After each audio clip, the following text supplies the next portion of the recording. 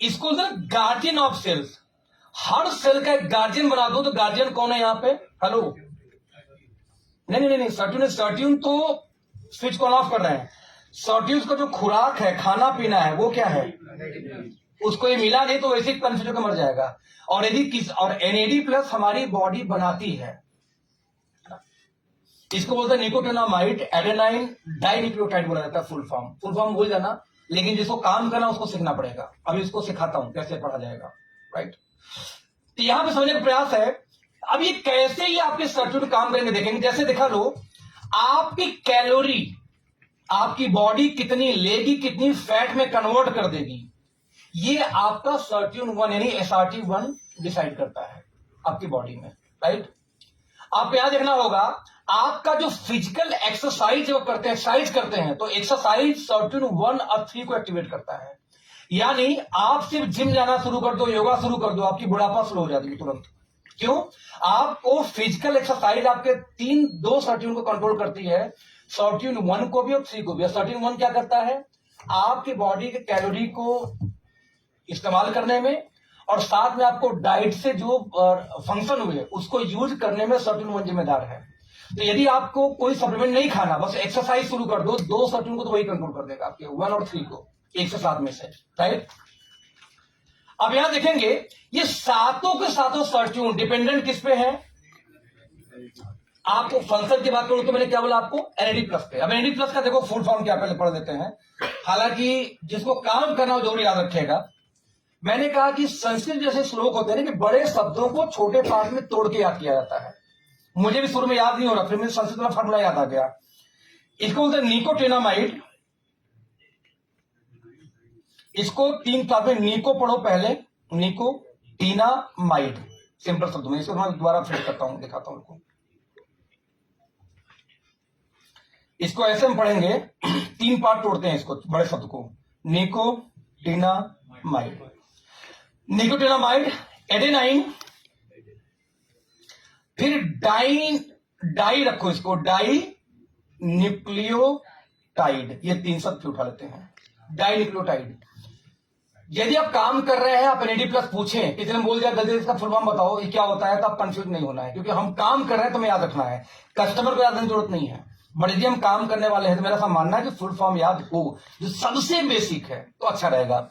इसको nicotinamide adenine dinucleotide बोला जाता है। ये वैसे दोस्तों करता क्या है?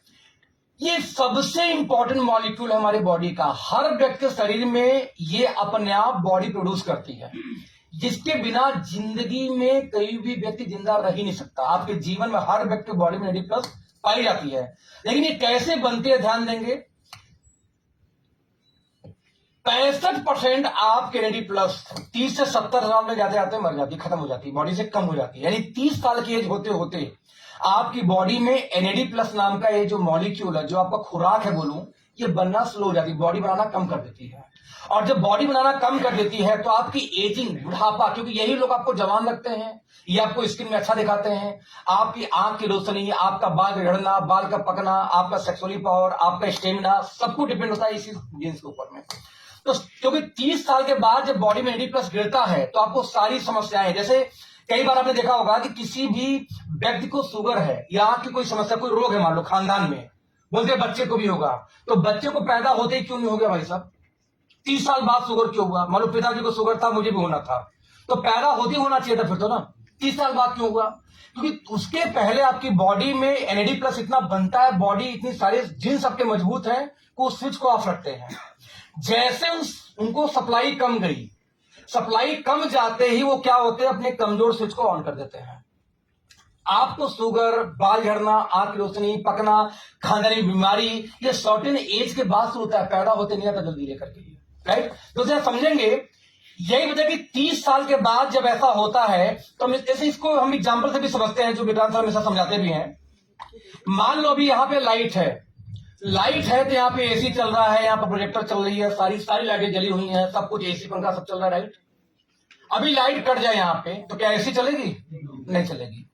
हो सकता है कि 4 लाइट बुझानी पड़े, यानी आपके घर में लाइट है, सब कुछ चलता है, और लाइट चली जाए तो टीवी पंखा है सब बंद, आप एक पंखा चलाएंगे, एक बत्ती जला लेंगे, हाँ कि ना? हाँ कि ना लो? आपके शरीर में एग्जैक्टली वैसी होती है। 30 साल के बाद आपकी बॉडी में एनएडी प्लस कम बनता है। जब एनएडी प्लस कम बनता है आपकी बॉडी में एनर्जी कम गया, यानी आपकी बैटरी होती है डाउन। राइट। जब आपके घर की शरीर की लाइट जाती है तो ब्रेन बहुत इंटेलिजेंट है। ब्रेन को लगता है भाई किसको कनेक्शन काटूं, किसको कनेक्शन दूं।